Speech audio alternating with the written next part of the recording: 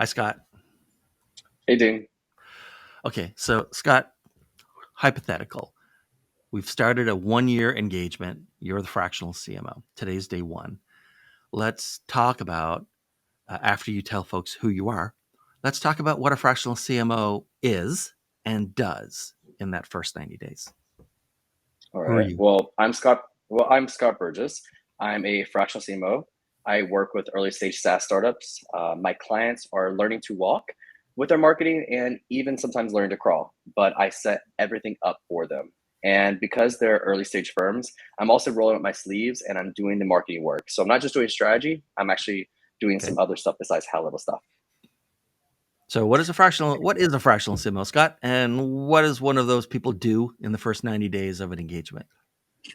Yeah, so a fractional CMO is essentially just someone who comes in with high level strategy, high level leadership skills, and they come in and work part time in a business. And it helps save that business money because a lot of these companies, for example, I work with startups, they Right. can't afford a full time CMO. So they do get that same high, great value, but at a much lower price and able to run a little bit faster. For me, though, coming in those first 90 days is a little bit different than other CMOs I've talked to. So I Mhm. work with early stage SaaS startups in particular. And I come in, and those first 90 days are really getting everything going. So for me, it's all about the foundational stuff.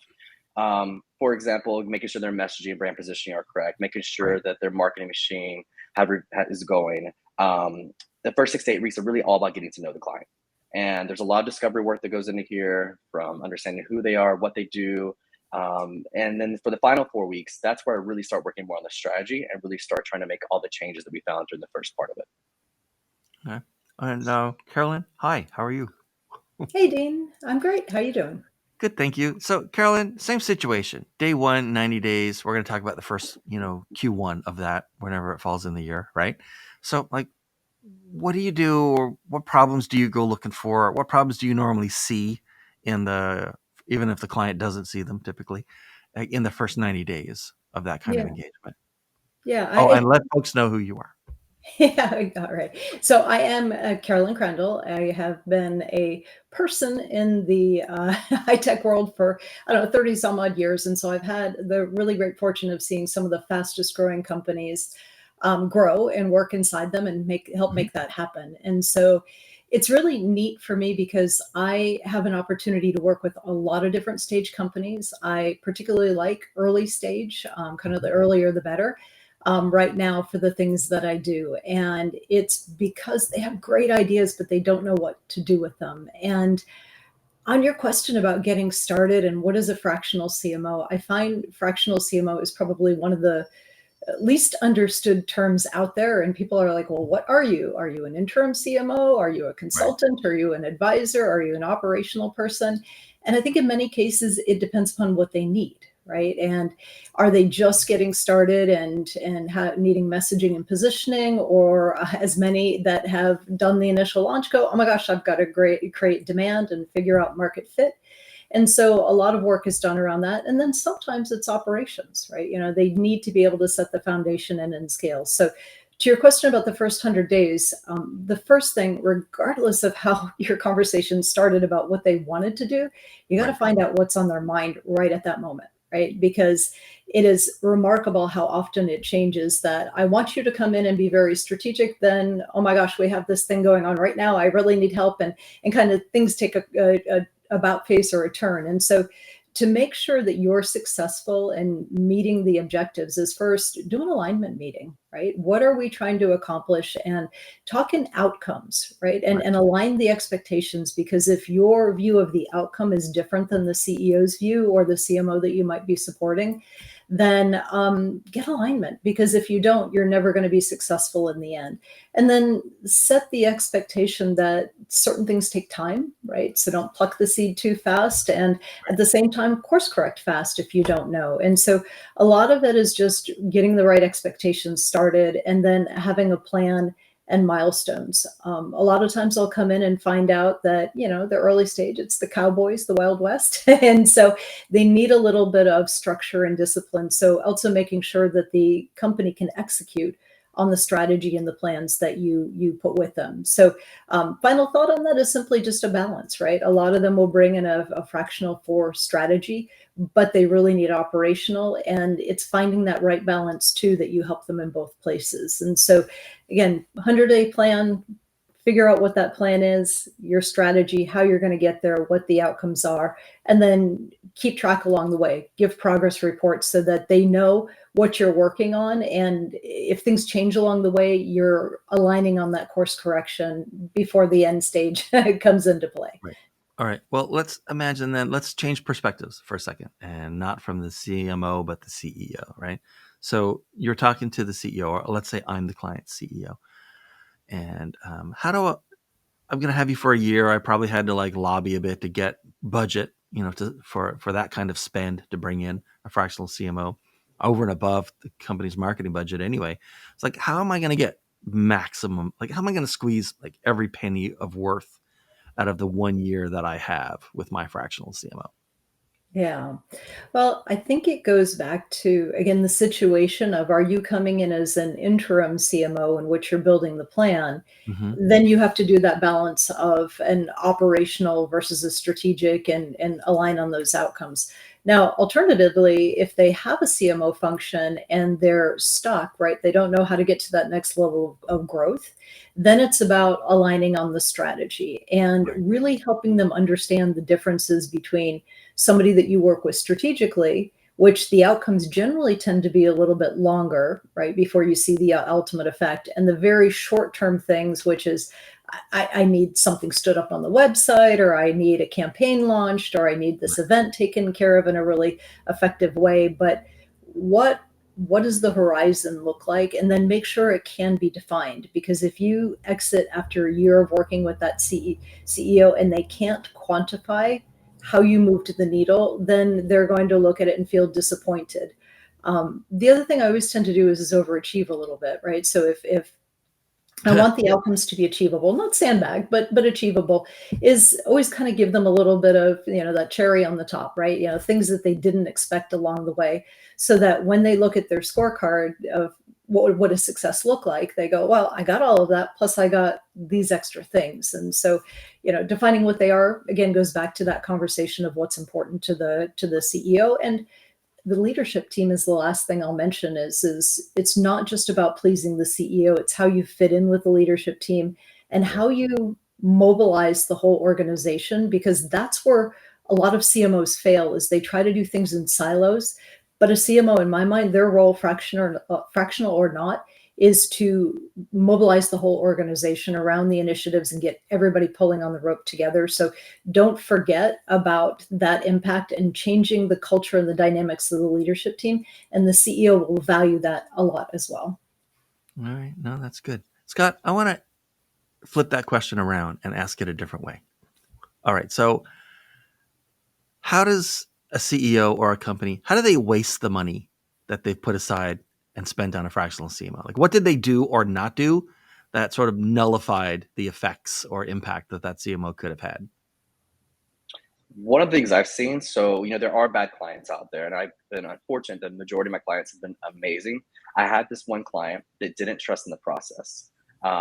They didn't have open communication. They weren't Right. responsive. So that first 6 weeks is extremely important for me, because it's where I learned everything about a company. So that's where I'm doing all my discovery, and it's where I'm reviewing the marketing. I'm talking to all the other executives. I'm talking to people lower down. I'm talking to everyone, because I'm trying to get a good understanding of what's going on.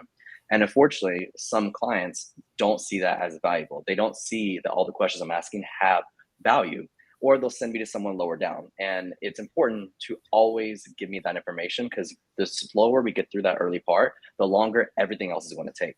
Right. So for me, I'm lucky that I'm usually only working with the CEO or maybe some of the founding team as early stage SaaS startups. So I'm extremely lucky that almost everyone I talk to does believe in my process. They trust in it. They see that it's worked. I've advised over 50 startups on all this, and they see that I have the results to back it up. But they also know that things don't just happen overnight. They know that timelines are going to take longer than we expect them to. They understand that overall marketing just takes time. There's no true one tactic or strategy that's going to drive the needle home and increase revenue right away. It takes time to build everything out, especially Yeah. starting out brand new.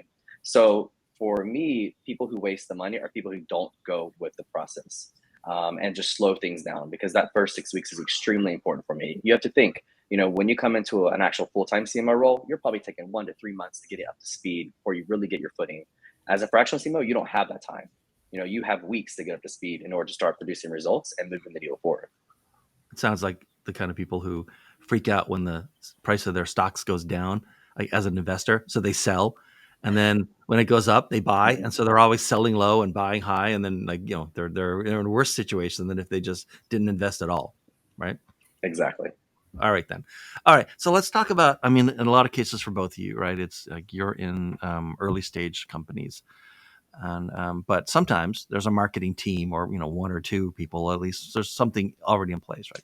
So as the CMO coming in, right, how's that marketing team going to be better, or at least different, at the end of your year with them than they were on day one?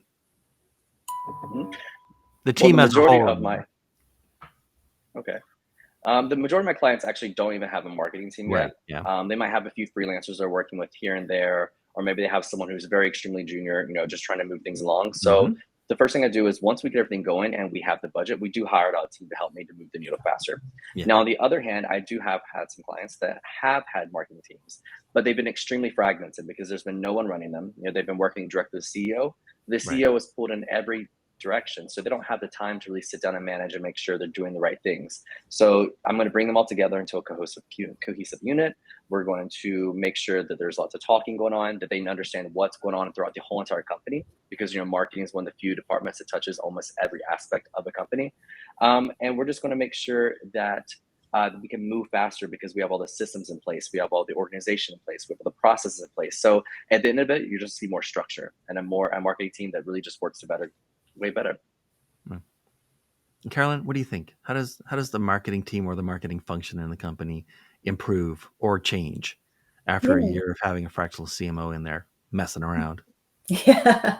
Yeah. Well, and there's 3 scenarios, right? You come in and there's nothing, right? So Yeah. you lay the foundation down, and that one's a little bit easier to build because there's nothing there you have to assess, right? What's working, what's not working, that start, stop, continue.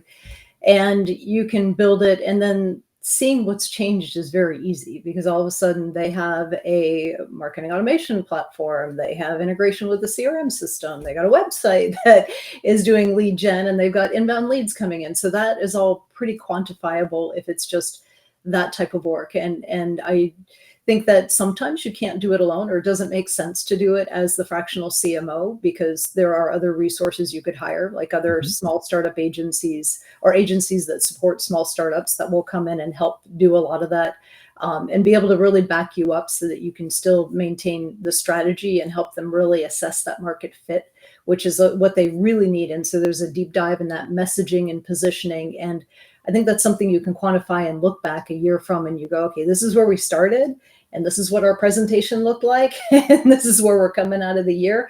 And we're starting to see what messaging resonates and having validation of those things. Now, if I change gears to the next, which is you've got some marketing organization that is in place and they have been reporting to the CEO or a product team, and they generally are elated to have a fractional CMO come in, especially somebody they can learn from. And so I've really tried to make it purpose to give back, right? I'm not here to just manage their tasks, but I want to make them better, like teach them how to do the next realm of activities, think more comprehensively about the things that they're doing and get a better result. And then also be able to prove their value, which is sometimes hard in marketing. And a lot of times the more junior people don't know how to advocate for themselves and stand up. So give them the tools so that they can show their success and be able to know how to share that throughout the company in a successful way. And then I'll give you the third scenario, which is a team that is maybe gone through a lot of turmoil. There's been restructuring. Maybe the CMO was part of a riff, and they're trying to cut back expenses. And that's hard because it's a lot of letting the team be heard, right? I understand this is hard, this is tough, but you guys are the fighters, the survivors. So let's talk about and here's a safe room, right? What's working, what's not working, What are the barriers? What could we change the most to help make you more successful? What are the cultural dynamics? Is there a good relationship with sales? Not, where are they coming from? And then really just help them get that place at the table, which they may not have had before, given either friction with the prior CMO and the CEO, or maybe just a lack of regard for what they were doing, or maybe lack of results so that they didn't have the respect to the rest of the organization. So how do you right that ship and get them going forward? And so at the end, the teams come back feeling more elated. They're better, they're stronger, they're more respected. And then the company views them differently because they're showing their contribution and it's measurable, and just the whole culture around marketing changes in the company. And so that helps them all. Right. Let's talk about the most junior person on that marketing team, right? They're like 22, 23, right out of college. It's the first full-time job they've ever had, and it happens to be in marketing, right? If you were going to talk to that person, or like that person was your niece or nephew or your best friend's kid, right? And they say, "Oh, you should talk to Carolyn. Like she knows, she's used to running these kind of organizations." What advice would you give that like young person? They've got their Yeah. whole career in marketing ahead of them. They're going to have a fractional CMO like access to one for a year. What would you advise them to do, or try to learn, or try to avoid, or questions to ask? Yeah, it's a great question. And actually, when I was at Ativo Networks, seed startup, very early company, we hired everybody straight out of college. So Yeah, my whole team was all college kids, and they didn't know. And I think it's actually a really fun time to bring them in, because what they want is they're hungry. They want to learn. They want a purpose.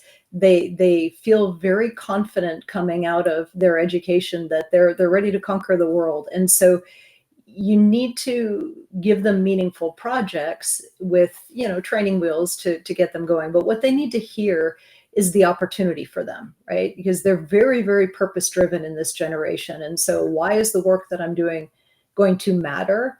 And again, there's personality types, but also, how am I going to be given the independence to go learn and thrive, and let my voice be heard? Because it's very important for them to have their voice be heard. So structure that, but at the same time, be able to give them the coaching that, look, yes, you see the bright and shiny star, but here's my battle scars, like from learn from those, and here's how you can make it better.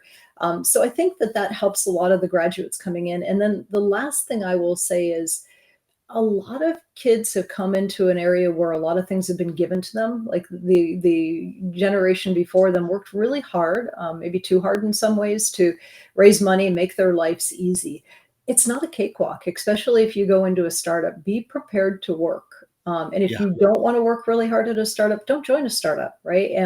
Join a bigger company that has processes and infrastructure and predictability, because in a startup you don't. And so if you go, it's 5 o'clock, I got to go home, and there's something major that has to be done for marketing, a press release is going out, and it's got to get posted on the website, and that's your job.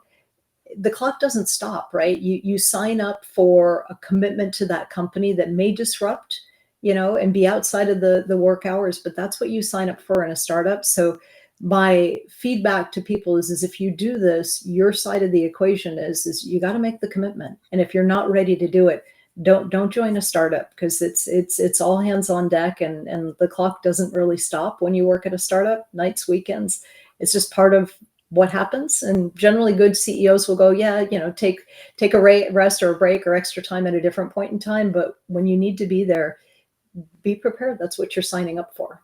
I've worked in two in my career, and like everybody should have to go through the startup experience at least once, like just to see how the sausage is not just made, but like invented. Yeah, Like, we but get you'll okay, learn so much. You'll yeah, learn so much at a oh startup. yeah. So Scott, I'm gonna ask this question in a slightly different Star Trek kind of way, which is to say, imagine that there's been some sort of split, and now there's Scott you, and there's another Scott. It's also you, but he's 22. What does older Scott say to younger Scott to take advantage of the situation of having old Scott? No offense, but old Scott, right? Access to old Scott for a year. what advice do you give young Scott? Oh, that's a great question.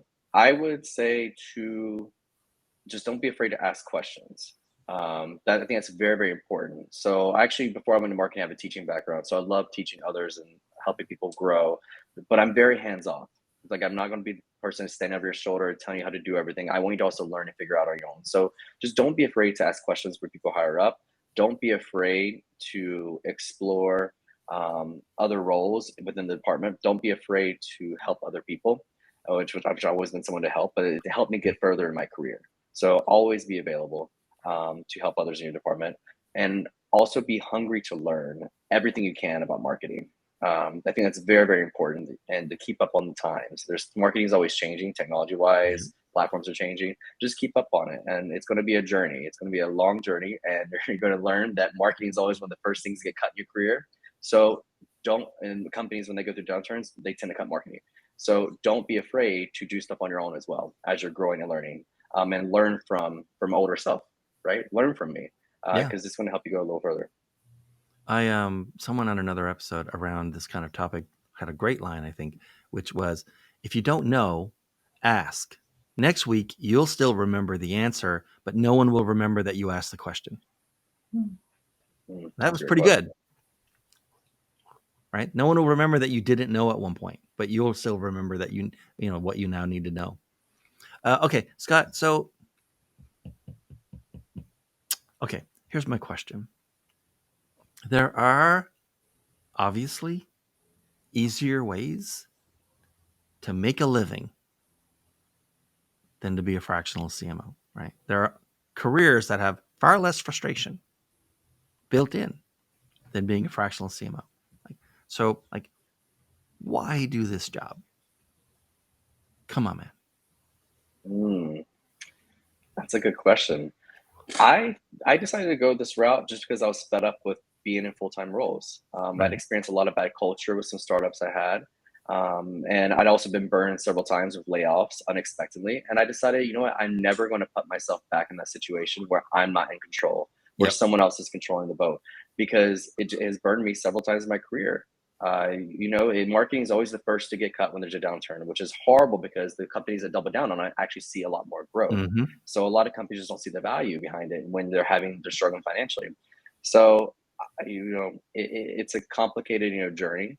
But the reason fractional works for me is I get to touch a lot of different companies. I get to work a little bit in each company, and I get to have choices. I don't have to be stuck doing the same thing every single day. Every client I work with is at a different stage of their journey. So it makes it exciting. It's fun. Yes, it's a lot of work. I'm working harder than I ever worked at any other startups I worked at full time, but it's on my terms. And to me, that freedom is worth everything for me. And also building my personal brand. Since I left full-time work, my personal brand has been growing and growing and growing. And that has helped land speaking engagements. It's helped me go to conferences. It's helped me so much more in my career than being full-time where all you're focused on is that. So fractional is a lot of work, but the end result is worth it. And ultimately, you can make a lot more money working fractionally. Right. Carolyn, how about you? Yeah. Why'd you sign up for this madness? I know. I have days I wonder myself. Me too. But it was interesting. I was a little bit on the borderline of, should I retire? And I think a lot of people go through that. However, they get to the point of a job shift or change they hadn't planned, or maybe there was an exit, right? In the company, and all of a sudden they take their leave and go. And I just, honestly, I was going to take a little semi-vacation and maybe ride for a year and not do anything. And fortunately, I have some great relationships with folks, and they found out I was available. And so it started off with advisory. And then it became more, hey, can you do this now more part-time? And then another gig for an interim CMO, and things just started to pop up. And so I think I was fortunate that it kind of came to me, which I know that's not typical for a lot of people. A lot of people don't have that network or haven't been at the C-level before. I think it does help immensely if you've been a CMO before to be a fractional CMO. You are being hired as the expert, and if you haven't had that expertise, it's hard to represent in that way. I find that sometimes the misuse of the fractional CMO term, it's if you're really not able to operate at that strategic level, calling yourself a fractional can confuse some of the the CEOs and what to really expect from those roles. And it could set you up to fail too, right? If they think you can do more than you can. Um, Not saying you shouldn't go for things. Most of the jobs I've taken in my earlier parts of my career scared the hell out of me. Oh yeah. Like I had 4 out of 5 things in the job, and I was like, this one scares me. But then I found people who were experts in it, helped them educate me, and then I went forward. Which I have to say, I love the CMO, the fractional CMO, and the CMO community. They are so helpful to Right. new fractionals coming in, to others that just wants and needs and help and feedback, and it's a great community. And I think that's probably what helped kind of seal me into saying, I think I actually really enjoy this. I like the diversity of the different companies and the things they're going through and the constant change, because if you don't like change, this is not good for you. No. But if you like dynamic environments and change, it's a lot of fun, and it's a great community. I really do love the community that's out there for CMOs and how they really help each other. All right. Okay, so Carolyn, we have to wrap up. Who should contact you these days, and how should they do it? What's your preferred contact method? Yep. So I have my site. Articulate.com is my website, or LinkedIn is always a great place to reach out. I tend to work, like I said, with early stage companies. My background is really diverse, and so I have been a CMO for a very long time. I've been in high tech for a very long time. I am a technology person by heart, so a lot of folks like me because of my technical orientation. And it really helps if you've got messaging and positioning, or you're bringing a company out from stealth. That's a great opportunity to bring Right. me in. And also, if you're challenged, like demand gen's changed a lot, and there's a lot of different AI tools that are out there, and you're just confused, going, I don't know, of the 10,000 new AI tools that have popped up, like, what do I pick and what do I do with them and what should I expect for results? And I've done a lot of study over the last probably about a year of all the different AI tools that are out there for marketing infrastructure. And if you need any help sorting through that as well, I can come in and just give you an overview of how and what things, pros, cons, what to look out for. So it's kind of a diverse set of things. And then the last area I'd say is just channel, right? If you're trying to build out your channel, I started my roots in channels. So always there's a soft spot in my heart. So if you need a little help with channel partnerships and strategy, I can jump in and do some things there as well. Scott, how about you? Who should contact you, Yeah. and how? Uh, yeah, so I'm working mainly with early stage SaaS startups, but I am working more with some later stage ones and ones that do have more funding. Right. Just trying to grow my base across all different aspects of it, because I love working with startups, and they can find me on my website or on LinkedIn as well. Every time someone says funding, because of my name, I hear funding, and it's like, okay, and then I have to make the correction. It's like a glitch in my head, I think. All right. Well, Scott, thanks so much for being here, man. It was great to see you, and thank you, Carolyn, as well. Great to see you. And thanks, everyone. And you're probably watching this on a clip if I know anything about my own stats. So I hope you enjoyed the clip. We'll get to you soon.